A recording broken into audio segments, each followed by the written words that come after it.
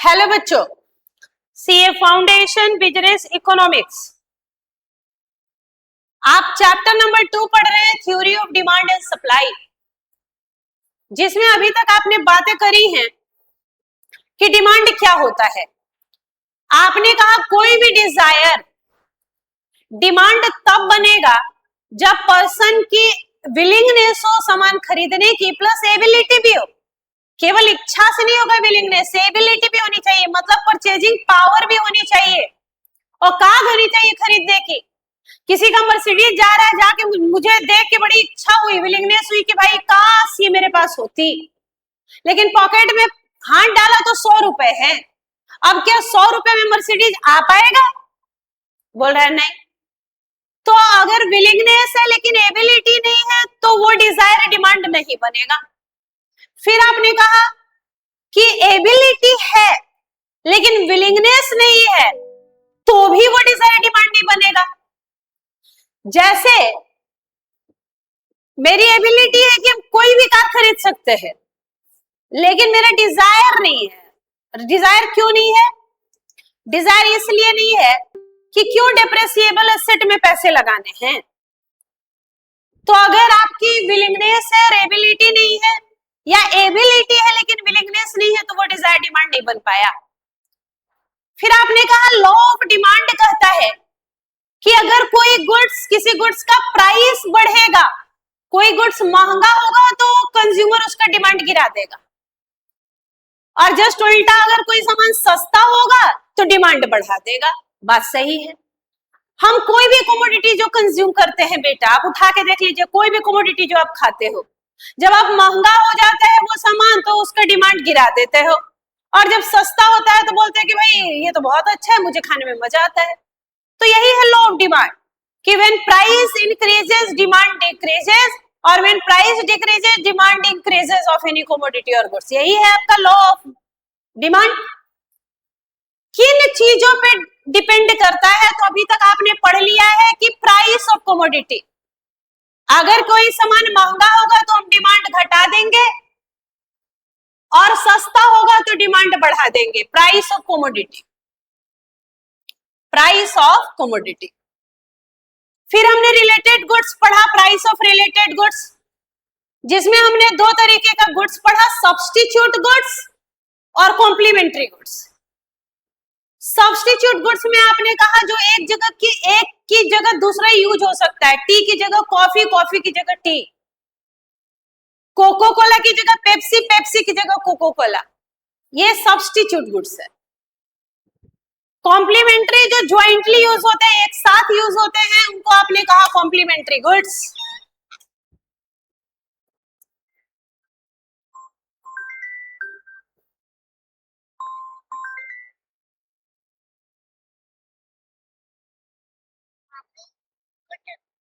Class लेके आते हैं,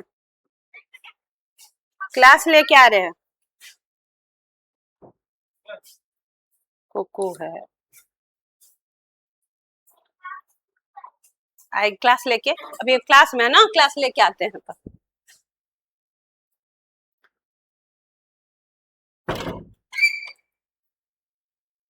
तो आपने कहा कि रिलेटेड गुड्स में दो तरीके के गुड्स होते हैं, एक सब्स्टिट्यूट गुड्स और एक आपने कहा था बेटा कॉम्प्लीमेंट्री। सब्स्टिट्यूट गुड्स में हमने देखा डायरेक्ट रिलेशनशिप था। अगर एक गुड्स का कोक महंगा था तो हम पेप्सी का डिमांड बढ़ा दे रहे थे, ठीक है। तो डायरेक्ट रिलेशनशिप दिखा था हमें सब्स्टिट्यूट गुड्स में, और इनवर्स रिलेशनशिप दिखा था कॉम्प्लीमेंट्री गुड्स में, हमने पढ़ा। तीसरा जो डिटरमिनेंट था डिमांड का, वो था डिस्पोजेबल इनकम। जब हमारी डिस्पोजेबल इनकम बढ़ेगी तो हम नॉर्मल गुड्स का कंजम्पशन बढ़ा देंगे, अब ज्यादा मिल्क पिएंगे फुल क्रीम, और जब डिस्पोजेबल इनकम में हमारी बढ़ेगी तो हम घटिया सामान, इंफीरियर गुड्स का डिमांड घटा देंगे। तो नॉर्मल गुड्स के साथ डायरेक्ट रिलेशनशिप और इंफीरियर गुड्स के साथ इनडायरेक्ट रिलेशनशिप देखा था हमने। चौथा फैक्टर हमने देखा था टेस्ट एंड प्रेफरेंस। अगर कंज्यूमर के टेस्ट में आ जाए, कंज्यूमर उसको पसंद करने लगे, तो अगर प्राइस सस्ता होता है तो वो डिमांड बढ़ा देता है, और महंगा होता है तो गिरा देता है। चौथा था आपका जो आपने पढ़ा था वो कंज्यूमर का एक्सपेक्टेशन। अगर कंज्यूमर को ये पता चल जाए कि फ्यूचर में ये कमोडिटी महंगी होने वाली है तो आज करंट में वो डिमांड बढ़ा देता है बेटा। वो बोलता है कि जैसे ही पता आपको चला कि पेट्रोल महंगा होने वाला है, आप चले गए पेट्रोल पंप पे और जाके अपनी गाड़ी फुल करा रहे हैं। आज करंट में आपने डिमांड बढ़ा दिया ना, क्योंकि आपको एक्सपेक्टेशन है कि भैया फ्यूचर में इस गुड्स का दाम बढ़ने वाला है। तो इतनी बातों की चर्चाएं हमने कर ली थी। अब हमें चर्चा को आगे बढ़ानी है। जो बचे हुए फैक्टर्स है वो हम पढ़ेंगे। तो बचे हुए फैक्टर्स में ये आर रिलेटेड गुड्स पढ़ चुके हैं। यहाँ पे जो पी है ये प्राइस ऑफ रिलेटेड गुड्स नहीं होगा, ये होगा पॉपुलेशन, ये होगा पॉपुलेशन का साइज, पॉपुलेशन, पी से पॉपुलेशन।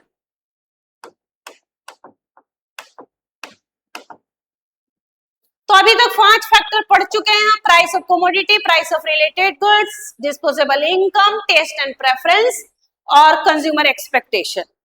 और अभी 5 फैक्टर पढ़ना बाकी है। वो 5 फैक्टर ये हैं, अदर फैक्टर्स, जो डिटरमाइन करते हैं डिमांड को। सोचो बेटा, 6th फैक्टर है पॉपुलेशन का साइज। जहां की पॉपुलेशन कम होगी वहां लोग डिमांड भी कम करते होंगे।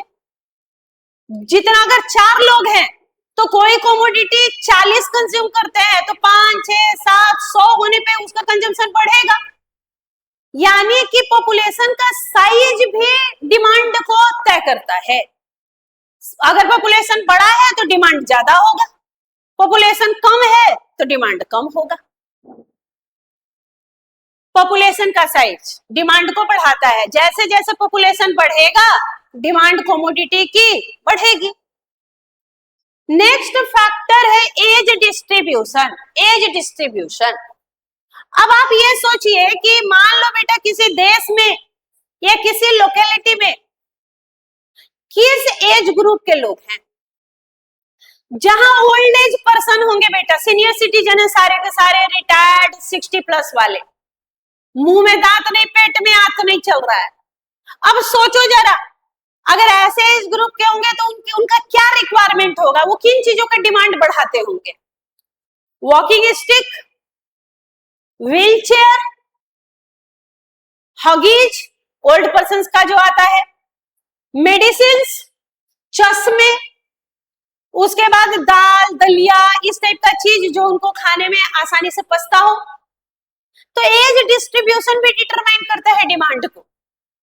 अगर मान लो किसी पॉपुलेशन में इन्फेंट, छोटे बच्चे ज्यादा हो, तो जो उनका मिल्क प्रोडक्ट है, बेबी फूड है, उनके पैम्पर्स, हगीज हैं, उनका जो तेल है, पाउडर है, क्रीम है, शैम्पू है, ये सब ज्यादा बिकेगा कि नहीं बिकेगा? तो वो एज डिस्ट्रीब्यूशन भी डिमांड को तय करता है कि किस एज ग्रुप के पर्सन वहां रहते हैं। जिस एज ग्रुप के लोग ज्यादा होंगे वहां उनका जो रिक्वायरमेंट है उस गुड्स की वो बढ़ा देते हैं, नीड, डिमांड बढ़ा देते हैं। तीसरा है national income distribution. National income का डिस्ट्रीब्यूशन कैसा है? इवन है, इवन डिस्ट्रीब्यूशन है, जो कि होता नहीं है। कोई ऐसा देश नहीं है जहां सब अमीर हैं या सब गरीब हैं और ज्यादा अनइवनली दिखता है। अगर इवन डिस्ट्रीब्यूशन हो, सब धनी हो, तब तो वो डिमांड बढ़ा देंगे ओवरऑल किसी भी प्रोडक्ट की। और अगर अनइवन है तो अमीर खरीदेगा सामान लेकिन गरीब नहीं खरीदेगा, गरीब ज्यादा गरीब नहीं खरीदेगा। और गरीब ज्यादा है, 4%, 5%, 10% ही लोग तो अमीर होंगे, बाकी तो गरीब ही, मेजोरिटी तो गरीब है। तो ओवरऑल डिमांड भी फिर घट जाता है। गरीब लोग ज्यादा पैसा खर्च करते हैं अमीरों की तुलना में, आपको पता है। अब कमाते ही कम हैं तो सादा तो खर्च ही कर देते होंगे। क्या? देखो, मान लो एक आदमी गरीब है बेटा, एक पुअर आदमी है, उसका अगर एक दिन का 1000 रुपए का इनकम हो रहा है तो वो 90% उसमें 900 रुपए खर्च कर देता है वो। मतलब अपने इनकम का 90% वो खर्च कर रहा है अपनी नेसेसिटी, जरूरतों को पूरा करने के लिए। वही एक अमीर आदमी है जो महीने का 1 करोड़ रुपए कमाता है एक दिन का। तो अगर एक महीने में 1 करोड़ कमाता है तो 1 करोड़ नहीं, वो 10-20 लाख भी, पूरा 10-20 लाख भी खर्च करे तो पूरा मौज में रहेगा। फिर भी तो वो अपने इनकम का 10 to 20% ही खर्च किया। यानी आप बोल सकते हैं कि propensity to consumption of poor is more than rich. खर्च करने की क्षमता गरीबों में ज्यादा होती है अमीरों से, क्योंकि उनका ओवरऑल अब इनकम तो देखो कम है। तो हम तो वो अपना बेसिक नेसेसिटी पूरा करने में, रोटी कपड़ा मकान बच्चों की शिक्षा चिकित्सा में ही बर्बाद है। पूरा पैसा तो मेरा खर्च हो जाता है। लेकिन अगर हम अमीर हैं तो हम 1 करोड़ कमाते हैं तो 1 करोड़ खर्च नहीं करते, खर्च बहुत फ्री हैंड है। तो भी हम 10-20 लाख ही मैक्सिमम खर्च कर पाते हैं, फिर भी हम 80 लाख तो सेविंग कर लेते हैं। तो यही लाइन ये बोला, ये लाइन आपको मॉड्यूल में दिखेगा कि propensity to consumption of poor is more than rich. अब आपने जो ये बातें पढ़ी उसके बाद फिर आपने कहा कि कंज्यूमर की क्रेडिट फैसिलिटी भी तय करती है डिमांड को। बेटा कंज्यूमर की क्रेडिट फैसिलिटी मतलब अगर बैंक आसानी से लोन दे दे लोगों को तो लोग लोन लेके और सामान खरीदेंगे, गुड्स का डिमांड बढ़ा देंगे। अभी आप देखे होंगे, ये आप ऐसे रियल लाइफ में देखिए कि आप मोबाइल खरीदने जाते हैं तो वो आपको बोलते हैं कि भैया इंस्टॉलमेंट में मिल जाएगा, हर चीज इंस्टॉलमेंट में आपको आज इलेक्ट्रॉनिक गुड्स मिल रहा है। आज आप TV fridge washing machine camera मतलब कुछ भी मोबाइल टेलीविजन कुछ भी आप खरीदने जाते हैं हर जगह इंस्टॉलमेंट है। इसके लिए आप देखिएगा कि अगर जब इंस्टॉलमेंट पे हमें चीजें मिल जाती है तो हर कोई को लगता है खरीद लो, इंस्टॉलमेंट पे ही तो जा रहा है, इतना ही तो पैसा देना है। तो अगर क्रेडिट फैसिलिटी आसानी से उपलब्ध है, हमें आसानी से बैंक से लोन मिल जाता है, कम इंटरेस्ट रेट पे लोन मिल जाता है, तो हम ज्यादा लोन लेंगे, ज्यादा उधार लेंगे और हम ज्यादा सामान खरीदेंगे, हम डिमांड बढ़ा देंगे। तो अगर कंज्यूमर का क्रेडिट फैसिलिटी लिबरल है और इंटरेस्ट का रेट अगर लो चल रहा है तो हम डिमांड बढ़ा देंगे बेटा गुड्स की, हम आराम से लोन ले लेंगे और सामान खरीदेंगे। अभी आपने देखा था कोरोना में बहुत सारे लोग सुसाइड कर रहे थे, यही रीजन था। फ्लैट भी लोन पे, गाड़ी भी लोन पे, मोबाइल भी लोन पे, हर चीज लोन पे है। और अगर इनकम आएगा नहीं और हम उनको जो लोन चुकाएंगे नहीं तो फिर बैंक जो है, बैंकों ने दिया खैर रिलैक्सेशन 6 महीने का दिया था बैंकों ने, लेकिन फिर भी 6 महीने बाद क्या, बहुत लोगों का जॉब चला गया, बहुत की इनकम बंद हो गई, तो फिर 6 महीने में कहां से पैसे आ जाएंगे कि हम बैंक को चुका देंगे। तो अगर क्रेडिट फैसिलिटी आसान है, लोन मिलना आसान है, कम इंटरेस्ट रेट पे लोन मिल रहा है, तो लोग ज्यादा लोन लेंगे और ज्यादा गुड्स खरीदेंगे, तो डिमांड बढ़ा देंगे। यही बोल रहा है, डिमांड बढ़ा देंगे। और नेक्स्ट फैक्टर है गवर्नमेंट की पॉलिसी। गवर्नमेंट टैक्स का रेट बढ़ा दे, गवर्नमेंट टैक्स का रेट बढ़ा दे 10% से, तो हर सामान महंगा हो गया। तो जब सामान महंगा हो जाएगा तो लोग कम खरीदेंगे, डिमांड गिरा देंगे। गवर्नमेंट क्या करे, गवर्नमेंट जो है वो टैक्स का रेट बढ़ा दे बेटा, टैक्स का रेट बढ़ा दे। तो गवर्नमेंट अगर टैक्स रेट बढ़ा देगा तो हर एक कमोडिटी क्या हो जाएगी, कमोडिटी एक्सपेंसिव हो जाएगी, महंगी हो जाएगी बेटा, महंगी हो जाएगी। तो अगर प्राइस कमोडिटी का बढ़ जाएगा तो हम डिमांड क्या कर देंगे, गिरा देंगे डिमांड। और उल्टा सोचो, अगर गवर्नमेंट आपको सब्सिडी दे, सब्सिडी का मतलब होता है फाइनेंशियल असिस्टेंस। गवर्नमेंट बोल रहा है कि अगर ये सामान 1000 का है तो हम आपको 60%, 600 हम देंगे, 400 तुम लगा लो, तो हम ज्यादा सामान खरीदेंगे। मतलब टैक्स बढ़ेगा तो डिमांड घटेगा क्योंकि सामान महंगा होगा। और अगर गवर्नमेंट हमें सब्सिडी देगी, फाइनेंशियल असिस्टेंस देगी, मदद करेगी, तो वो हमारे लिए सामान जो 1000 का था 400 मिल रहा है, तो हम डिमांड बढ़ा देंगे। तो ये सारे फैक्टर्स थे जो क्या डिटरमाइन करते थे, डिमांड को। इसको हमने याद करने के लिए, अगर आपको याद हो तो एक मेमोरी टेक्निक याद किया, टिप्पर और सीएनजी। टिप्पर और सीएनजी, टी मतलब taste and preference, taste preference का टी ले लिया, इनकम का आई ले लिया, प्राइस का पी ले लिया, पॉपुलेशन का पी ले लिया, एक्सपेक्टेशन का ई ले लिया, रिलेटेड गुड्स का आर ले लिया, टिप्पर। एज डिस्ट्रीब्यूशन का ए ले लिया, कंज्यूमर क्रेडिट है, क्रेडिट का सी ले लिया, नेशनल इनकम का एन ले लिया, और गवर्नमेंट पॉलिसी की जी ले ली। अंडरलाइन किया है मैंने अंडरलाइन किया है कि हमने टिप्पर और सीएनजी कैसे बनाया।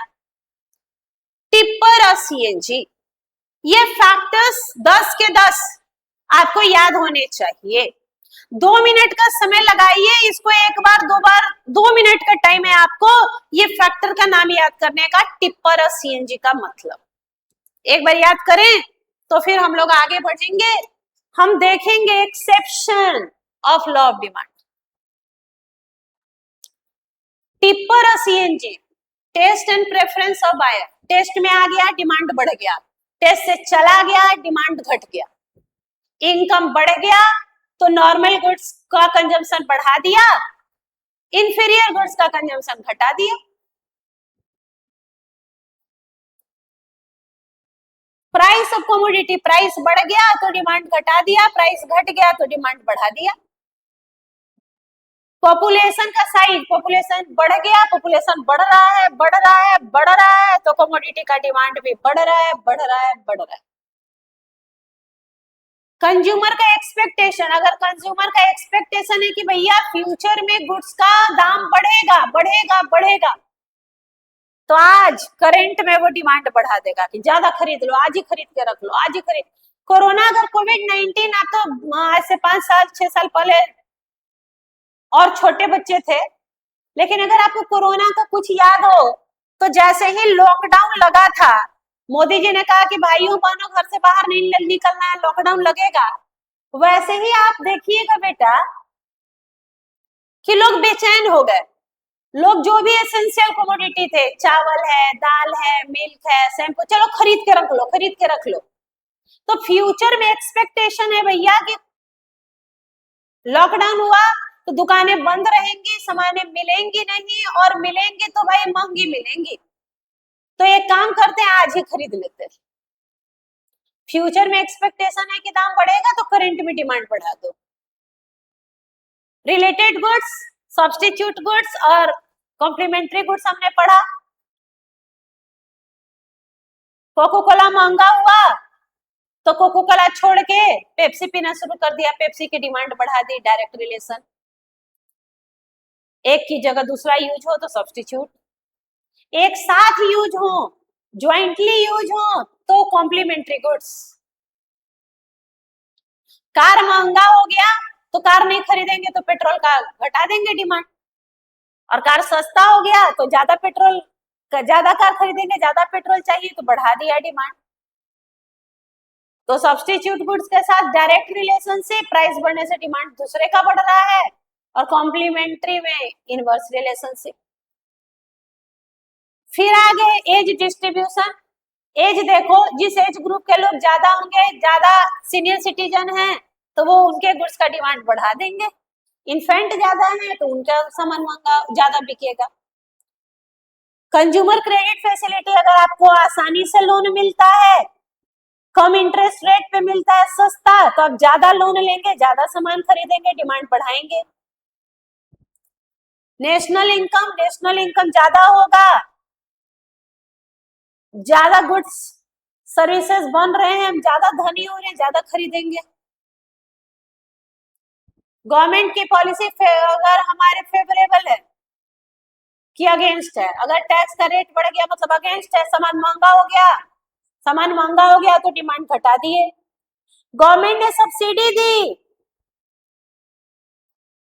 ज्यादा सामान खरीदने लगे, डिमांड बढ़ा दिया। इसके लिए हमने एक्रोनिम याद किया, टिपर और सीएनजी, TIPPERACNG। टी आया टेस्ट एंड प्रेफरेंस से, आई आया डिस्पोजेबल इनकम से, पी आया प्राइस ऑफ कमोडिटी से, पी आया पॉपुलेशन साइज से, ई आया कंज्यूमर एक्सपेक्टेशन से, और आर आ गया प्राइस ऑफ रिलेटेड गुड्स से। ए हो गया एज डिस्ट्रीब्यूशन, सी हो गया कंज्यूमर की क्रेडिट फैसिलिटी, एन हो गया नेशनल इनकम, जी हो गया गवर्नमेंट पॉलिसी।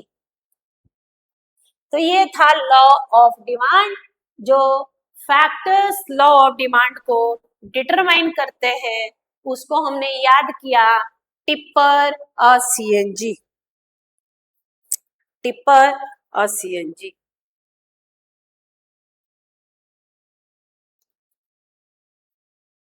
टिप्पर और सीएनजी, टिप्पर और CNG. Test and preference, T I disposable income, P price of commodity, P population size, E consumer expectation, R price of related good, A age distribution, C consumer credit facility, N national income and its distribution, और G government policy. यहां तक बात ठीक है?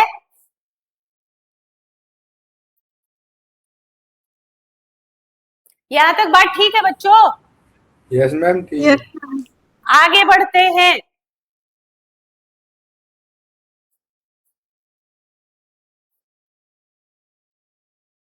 Law of demand क्या था? Law of demand आपने कहा जब कोई किसी कमोडिटी का प्राइस बढ़ेगा, महंगा होगा तो डिमांड गिरा देंगे, महंगा हो गया तो नहीं खरीदेंगे, डिमांड गिरा दिया।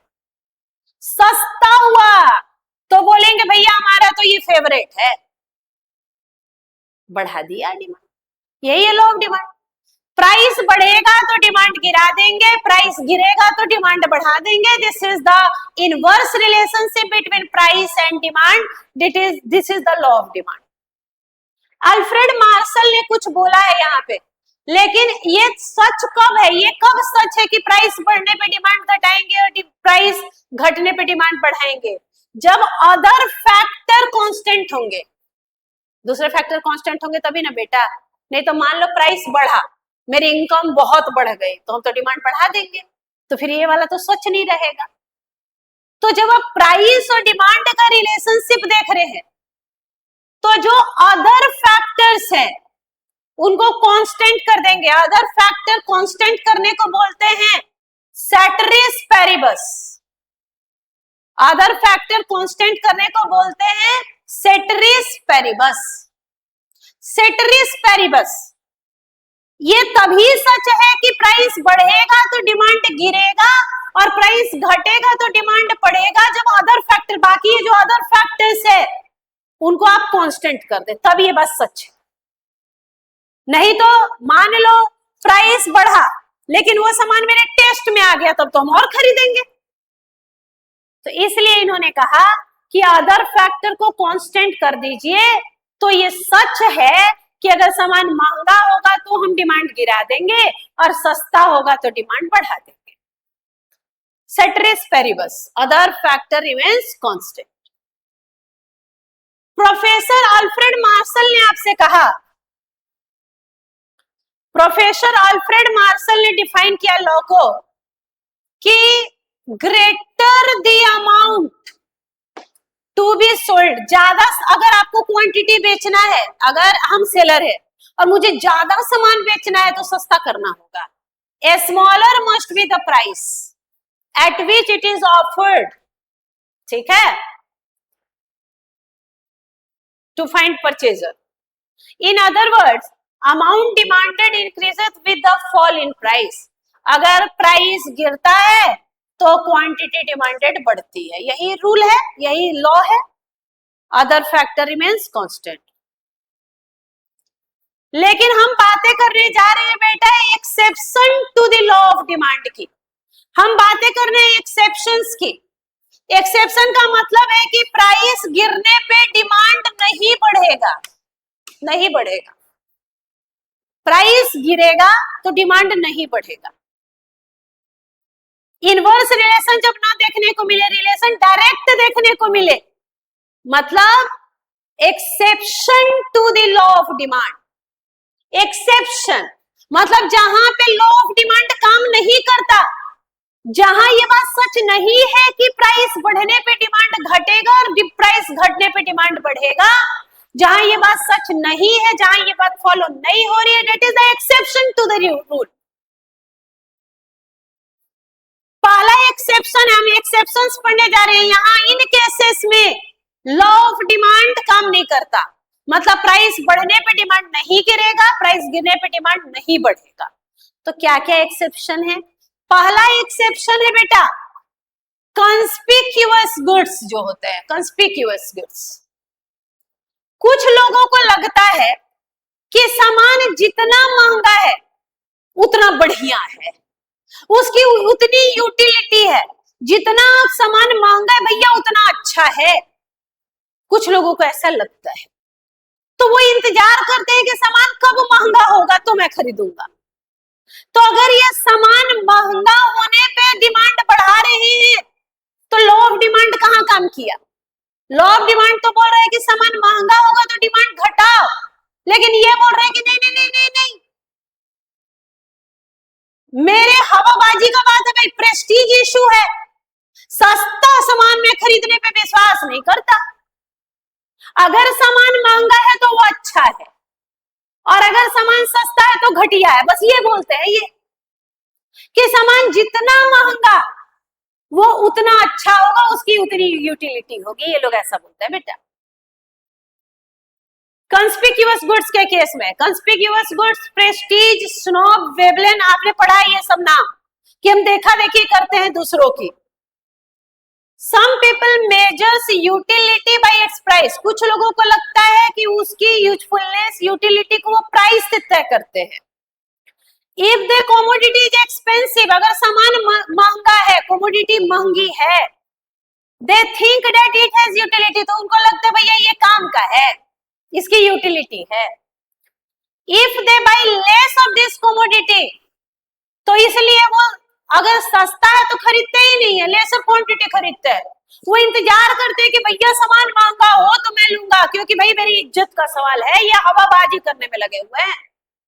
जितना महंगा उतना अच्छा, सस्ता है तो घटिया है।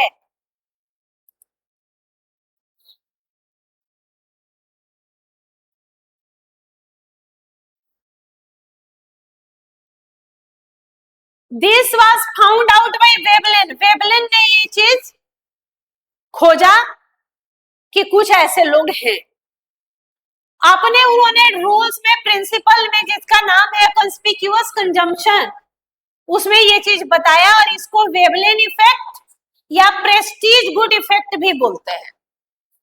वेबलिन इफेक्ट या प्रेस्टीज गुड्स इफेक्ट भी बोलते हैं कि सामान जितना महंगा उतना लेंगे, अगर एक्सपेंसिव है तो अच्छा है। Veblen effect takes place as some consumer consider that if the commodity is expensive then it has more utility। जितना महंगा उतना अच्छा, जितना महंगा उतना अच्छा। तो वो जब महंगा होता है तो ज्यादा खरीदते हैं, सस्ता हुआ तो नहीं खरीदते हैं। तो यानी कि यहाँ पे लॉ ऑफ डिमांड काम नहीं कर रहा, फेल कर गया लॉ ऑफ डिमांड। एक्सेप्शन, दूसरा एक्सेप्शन है बेटा लॉ ऑफ डिमांड का नेसेसरीज जो है, जो जिंदा रहने के लिए हमें जरूरी है, वहां भी लॉ ऑफ डिमांड नहीं काम करता। अगर नमक सस्ता हो जाए तो क्या हम खूब नमक खाना शुरू कर देंगे? चीनी में भी नमक डालेंगे, नमक से नहाएंगे? बोल रहे नहीं। अगर दवाइयां सस्ता हो जाए, प्राइस गिर जाए, तो खूब दवाई, दिन भर दवाई खा के रहेंगे? बोल रहे नहीं। जो हमें जरूरी है जिंदा रहने के लिए, वहां पे भी वो ज्यादा उनके प्राइस से डिमांड प्रभावित नहीं हो रहा। सस्ता होने पे भी डिमांड नहीं बढ़ाते उनका। तुम खुद सोचो, अगर आप जो है प्राइस, पानी अगर सस्ता हो जाए तो क्या खूब पानी पिएंगे? दिन भर पानी पे ही जिंदा रहेंगे कि जितना जरूरत है उतना ही पानी पियोगे, 3 से 5 लीटर जितना जरूरत है। नमक नेसेसरी तो है, खाने का गुड्स है, लेकिन ऐसा थोड़ा ही है कि सस्ता हो गया तो बहुत ज्यादा नमक यूज करना शुरू कर देंगे। नहीं, यही बात बोल रहा है। कि the law of demand does not apply much, बहुत ज्यादा अप्लाई नहीं होता in case of necessaries of life. जो लाइफ के लिए जरूरी है, नेसेसरीज है, उन पे भी लॉ ऑफ डिमांड काम नहीं करता। सस्ता हो गया तो बहुत खरीदने लगेंगे मेडिसिन, बहुत नमक खरीद, बहुत पानी, नहीं। irrespective of price changes, people have to consume the minimum quantity of necessary commodity। अब जो जरूरी है, irrespective प्राइस में क्या चेंज है, जो मिनिमम है वो हम यूज करेंगे। अगर महंगा हो गया और हम किसी ऐसे बीमारी से ग्रसित हैं कि हम बिना मेडिसिन के एक दिन नहीं जिंदा रहेंगे, तो इवन कि वो कितना भी प्राइस बढ़े उसका हम खरीदेंगे ही। नमक कितना भी महंगा हो जाए हम खरीदेंगे ही, क्योंकि ये जिंदा रहने के लिए जरूरी है, ये जिंदगी जीने के लिए जरूरी है। तो यहाँ पे भी लॉ ऑफ डिमांड काम नहीं किया। तीसरा एक्सेप्शन है कॉन्स्पिक्यूअस नेसेसिटीज का। Demand for certain goods is affected by the demonstration. देखा देखी करके भी हम सामान खरीदते हैं। कोई ऐसा घर आप देखते हैं जहां टीवी ना हो, मोबाइल ना हो, एसी ना हो? कोई रिक्शा चलाता होगा फिर भी वो मोबाइल खरीद रहा है। काम वाली आपके घर डोमेस्टिक हेल्प वाली आती है, उनके पास भी मोबाइल है। मतलब ये ऐसी नेसेसरी हो चुकी हैं जिनको हमने जबरदस्ती जरूरत बना लिया कि अगर उसके घर में टीवी है, उसके घर में टीवी है, तो भाई हमारे घर में होना जरूरी है। हम आपको जहां रहते हैं गढ़वा, उस जगह की बात बता रहे हैं, झारखंड का एक डिस्ट्रिक्ट है। यहाँ कोई ऐसा घर नहीं आपको मिलेगा जहाँ बाइक नहीं होगा, और लोग पैदल ही नहीं चलते। मतलब यहाँ से चिनिया मोड़ जाना है 100 मीटर भी नहीं है, वहां भी जाना है लोगों को तो भैया बाइक से ही जाना है। मतलब लोगों का विश्वास ही नहीं है कि भाई कुछ पैदल चलना भी होता है, कुछ वॉकिंग और कुछ ये सब भी होता है। ना ना ना, विश्वास ही नहीं है बेटा। कुछ भी करना है तो बाइक से ही जाना है, कुछ भी करना है तो बाइक से ही जाना है। तो ये जबरदस्ती का निड बनाए हुए हैं। मोबाइल, अब मोबाइल लेना है तो प्राइस बढ़ेगा, तो भी अगर कोई संबंध था 8,000 का 10,000 का हुआ लेना था, उसके पीछे पड़े थे तो लेंगे ही। प्राइस बढ़ा तब भी ले लिए, डिमांड बढ़ा दी, और जितना जरूरत है उतना ही लेंगे। ऐसा नहीं है कि अगर मोबाइल का कोई का दाम 2,000 रुपए घट गया तो 4 मोबाइल लेंगे, ऐसा नहीं है। एक लेना है तो एक ही लेंगे। तो इसको भी हमने कॉन्स्पिक्यूअस नेसेसरी बना के कुछ चीजों को रख लिया देखा देखी करके। सो जिस सोसाइटी में हम रहते हैं वहां सबके पास, इसलिए हमारे पास होना चाहिए। इवन की प्राइस बढ़ रहा है फिर भी ले रहे हैं, सब ले रहे हैं, सबके पास टीवी, सबके पास मोबाइल, सबके पास एसी, सबके पास बाइक। तो यहाँ भी लॉ ऑफ डिमांड काम नहीं की। फोर्थ एक्सेप्शन है बेटा गिफ्ट एंड गुड्स का। गिफ्ट एंड गुड्स जो है डायरेक्ट प्राइस और डिमांड के बीच में बेटा डायरेक्ट रिलेशनशिप है, डायरेक्ट रिलेशनशिप है। अब तुम सोचना जरा, गिफ्ट एंड गुड्स घटिया सामान होते हैं, ये इंफीरियर गुड्स हैं। इन गुड्स में इतना गुड्स आप मान के चलिए कि गिफेन है। गिफेन का मतलब होता है कि ये लो क्वालिटी गुड्स है, लो क्वालिटी के हैं, लो क्वालिटी के। इनकम बढ़ेगा तो डिमांड गिरा देते हैं हम लोग, पर हम इनकम की बात नहीं कर रहे हैं, हम यहाँ पे बात कर रहे हैं प्राइस की। तो अगर प्राइस बढ़ेगा, जैसे इसका गिफेन ने दिया, इसमें क्या हुआ था कि इंग्लैंड में वर्कर्स जो है बेटा, वो एक वीक में 7 दिन होता है, तो वो 6 दिन ब्रेड खाते थे और 1 दिन रेड मीट खाते थे। रेड मीट का दाम बढ़ गया और ब्रेड का, तो रेड मीट का जब दाम बढ़ गया और ब्रेड का, तो उनको लगा कि रेड मीट नहीं खाते हैं, ब्रेड ही खा लेते हैं, क्योंकि इवन की ब्रेड महंगा हुआ फिर भी वो खाए, क्योंकि ब्रेड जिंदा रहने के लिए जरूरी था। डेली डेली हम वर्कर हैं, मजदूर हैं, डेली डेली रेड मीट तो नहीं खा सकते हैं, तो हम मैक्सिमम क्या खा के जिंदा है, ब्रेड खा के जिंदा है। तो इवन की ब्रेड का दाम बढ़ा, इवन की वो घटिया सामान है, फिर भी उसका दाम बढ़ा, तो भी हम उसका कंजम्पशन बढ़ा दिए। तो प्राइस बढ़ने पे आप डिमांड बढ़ा दे रहे हैं, तो हो गया ना एक्सेप्शन, हो गया ना एक्सेप्शन, क्योंकि प्राइस बढ़ने पे तो डिमांड घटाना था, आपने तो बढ़ा दिया। तो जो भी गिफ्ट एंड गुड्स है, जो लो क्वालिटी के गुड्स है, जिनका आप एक सब्सटेंशियल पोर्शन, अपने इनकम का मेजर पार्ट वहां खर्च करते हैं, और जिसका कोई क्लोज सब्स्टिट्यूट नहीं है। आप ब्रेड हम डेली खाते हैं, हम वर्कर हम डेली ब्रेड खाते हैं, तो उसका क्या क्लोज सब्स्टिट्यूट, हम क्या खाने लगेंगे उसकी जगह, हम इंग्लैंड में रहते हैं।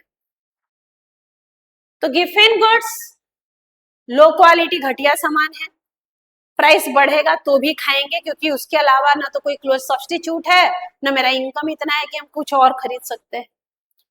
और भाई हम खाएंगे नहीं तो हम काम कैसे करेंगे, तो हम एक सब्सटेंशियल पोर्शन अपने इनकम का उसी पे खर्च करते हैं, तो वो गिफिन गुड्स है। तो ये गिफिन ने इंग्लैंड के रेस्पेक्ट में ही इस गुड्स को ढूंढा था और इसका नाम दिया था गिफिन गुड्स, जहां प्राइस और डिमांड के बीच में कैसा रिलेशन दिखा आपको, डायरेक्ट। प्राइस बढ़ा, ब्रेड महंगा हुआ तो ही ब्रेड ही खाएंगे। आपसे यही वाला क्वेश्चन पूछता है कि बताइए गिफिन गुड्स में कैसा रिलेशनशिप है प्राइस और डिमांड में, तो आप बोलेंगे direct. All Giffen goods are inferior, जितने गिफिन गुड्स हैं वो सब इंफीरियर होते हैं, लेकिन सारे इंफीरियर गिफिन नहीं होते। वही इंफीरियर गुड्स गिफिन होंगे जिनमें ये 3 कैरेक्टरिस्टिक होगा। वो इंफीरियर गुड्स जिनमें ये 3 कैरेक्टरिस्टिक होगा वही गिफिन कहलाते हैं। तो यानी कि गिफिन गुड्स, सारे गिफिन गुड्स इंफीरियर है, घटिया, लेकिन सारे घटिया सामान गिफिन नहीं है। ठीक है, all giffen goods are inferior because all the giffen goods have negative income effect। Negative income effect है ना, इनकम के साथ तो उल्टा रिश्ता, बढ़ेगा तो घटिया सामान नहीं खाएंगे। But all inferior goods are not, लेकिन सारे इंफीरियर गुड्स गिफिन नहीं होते। गिफिन मतलब कोई घटिया सामान है, आप सोच लो कि कोई भी घटिया सामान है टुंड में, तो वो गिफिन नहीं है। क्यों गिफिन नहीं है, क्योंकि उसका तो क्लोज सब्स्टिट्यूट है।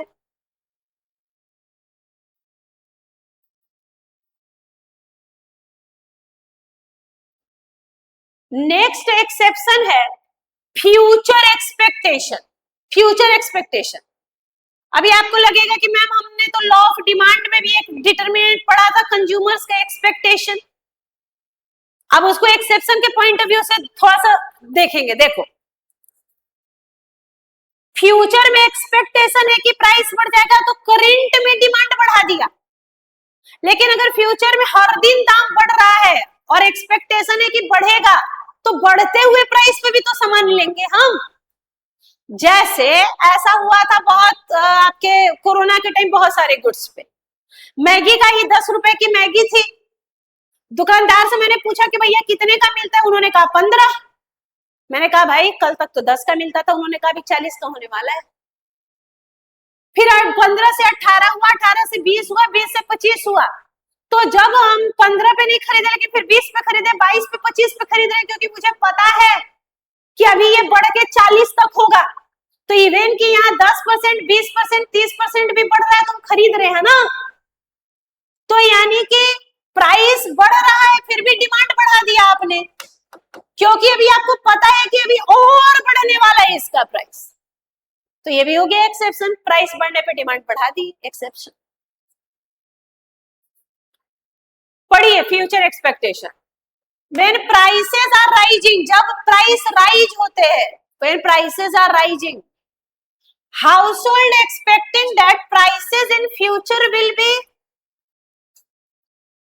Prices in future will still be, ज्यादा महंगा होंगे तो वो लार्जर क्वांटिटी अभी खरीदना शुरू कर देता है बेटा।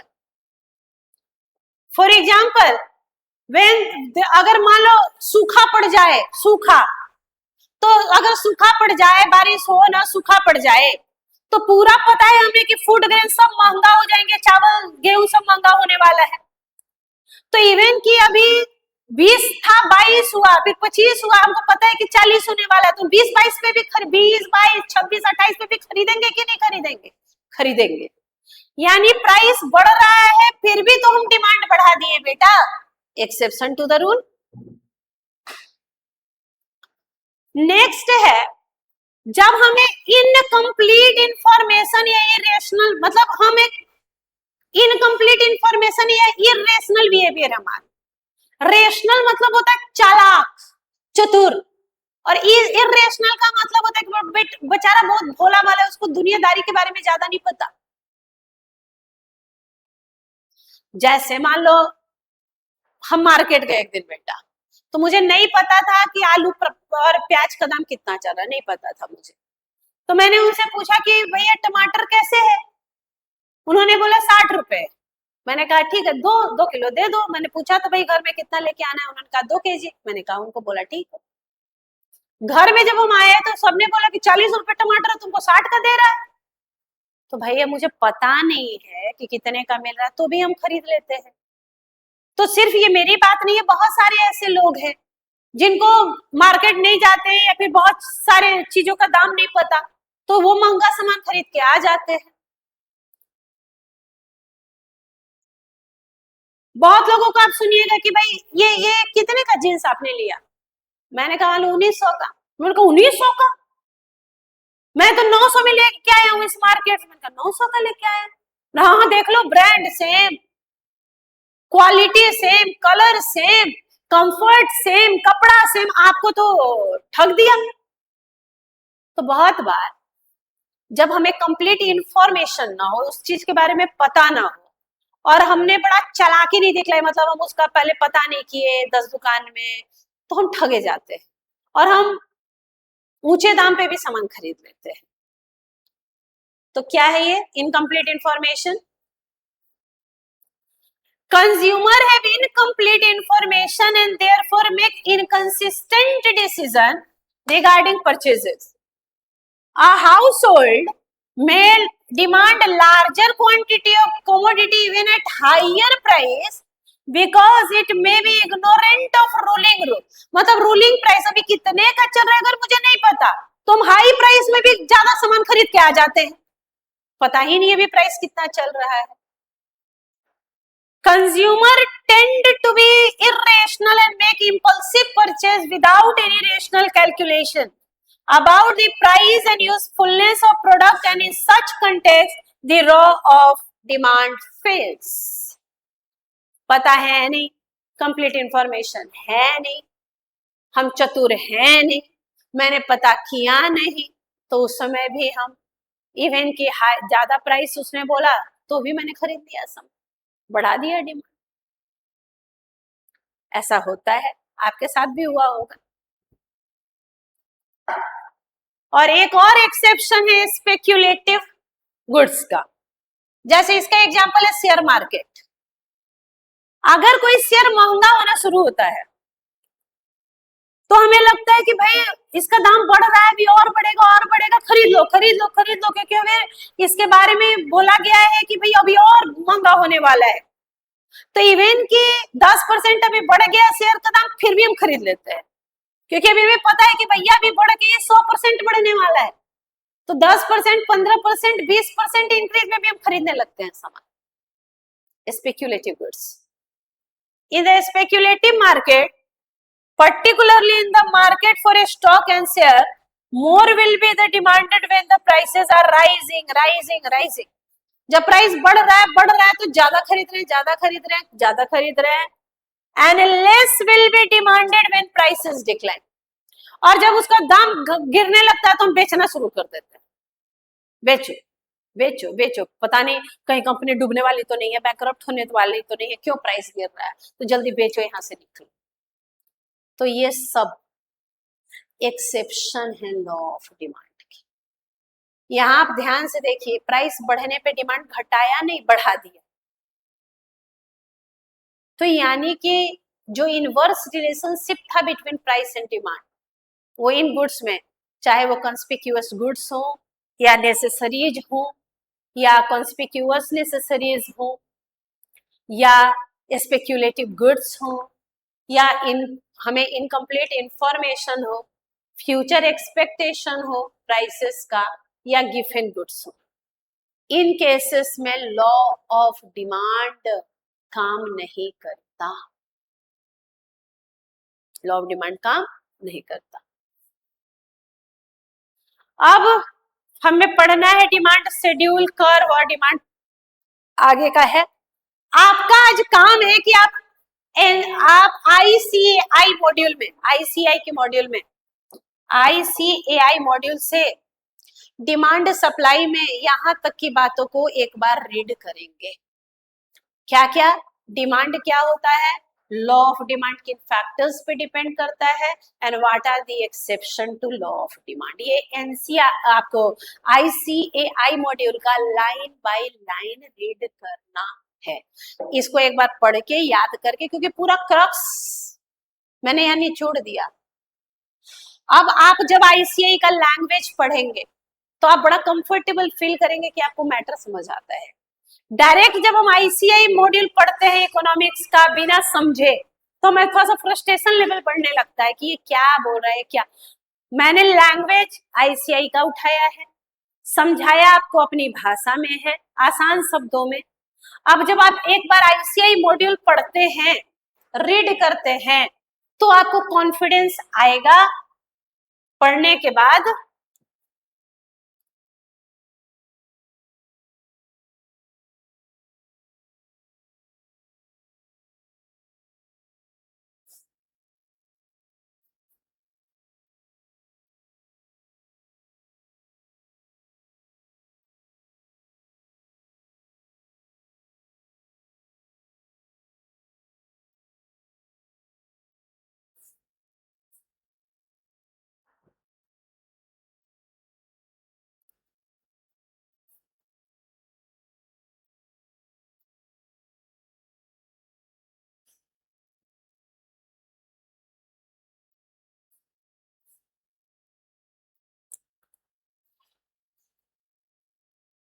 Chapter number 2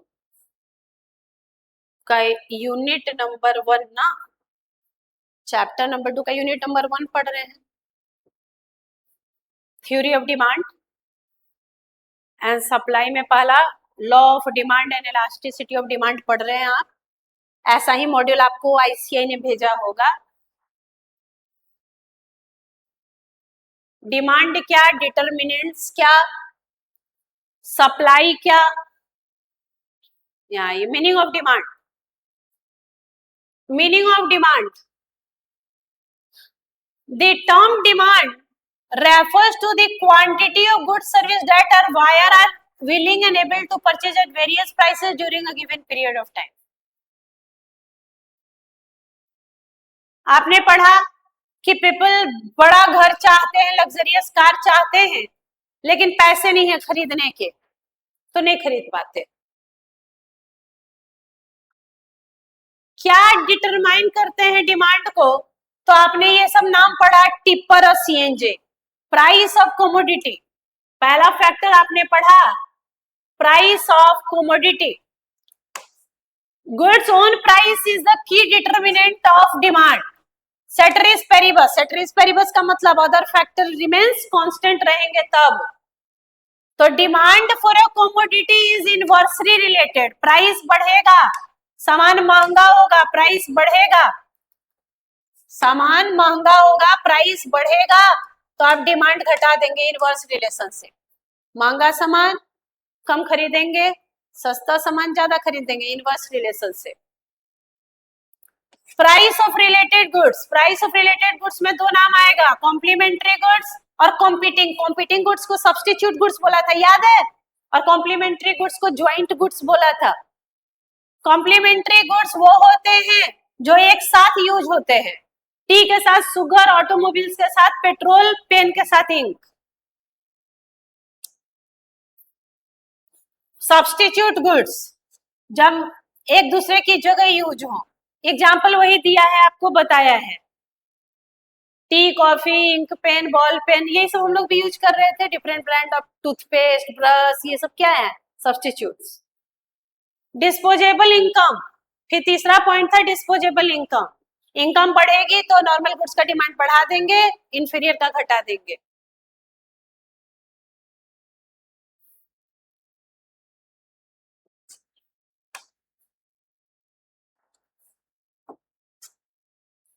normal goods, inferior goods.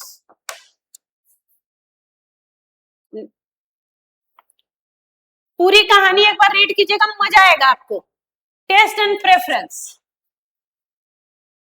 इसमें ये सब नाम आया जो मैंने आपको बताया था, demonstration effect, snow bandwagon, snob, Veblen, दोनों में अंतर क्या था। ये पढ़ने के बाद आप आ गए थे कंज्यूमर के एक्सपेक्टेशंस पे, कि अगर उसका एक्सपेक्टेशन है कि फ्यूचर में प्राइस बढ़ेगा तो करंट में डिमांड बढ़ा देगा। उसके बाद अदर फैक्टर्स में ये नाम आया, size of population, age distribution, level of national income, consumer की क्रेडिट फैसिलिटी, गवर्नमेंट पॉलिसीज। ठीक है, डिमांड फंक्शन क्या होता है कल की क्लास, फंक्शन मतलब रिलेशनशिप, क्वांटिटी का इनके साथ सारे फैक्टर्स के साथ क्या रिलेशनशिप है, इसी को बोलते हैं फंक्शन, पढ़ाएंगे आपको। फिर लॉ ऑफ डिमांड क्या था, अल्फ्रेड मार्शल ने, मैंने आपको बताया कि कहा कि ग्रेटर अमाउंट ज्यादा बेचना है तो प्राइस कम करो तो ही आएंगे परचेजर। फिर डिमांड शेड्यूल क्या होता है, डिमांड शेड्यूल होता है कि अगर हम टेबल के फॉर्म में बना देना प्राइस और क्वांटिटी के रिलेशनशिप को तो उसको बोलते हैं शेड्यूल, और उसी को ग्राफिक के रूप में जब टेबल के फॉर्म में हम ये रिलेशनशिप दिखलाते हैं प्राइस क्वांटिटी का, इसको बोलते हैं शेड्यूल, और जब इसी को ग्राफ पेपर पे प्लॉट कर दें तो कहने लगते हैं कर्व। पढ़ाएंगे कल की क्लास में, से पढ़ेंगे demand curve. Market demand schedule क्या होता है, जब बहुत सारे फैक्टर को मिलाएंगे तो market demand. Rational of law, एक से अब उसके बाद आपको पढ़ना है एक्सेप्शन। ये रेशनल मत पढ़िएगा, रेशनल का मतलब कि ऐसा क्यों हुआ, ये तो सच है कि प्राइस बढ़ने पे डिमांड घटा, प्राइस घटने पे डिमांड बढ़ा, पर क्यों, क्या इफेक्ट है, तो आप पढ़ेंगे इनकम इफेक्ट, सब्स्टिट्यूशन इफेक्ट, अभी बहुत सारे इफेक्ट पढ़ेंगे, वो नहीं अभी मैंने पढ़ाया, अभी आएगा।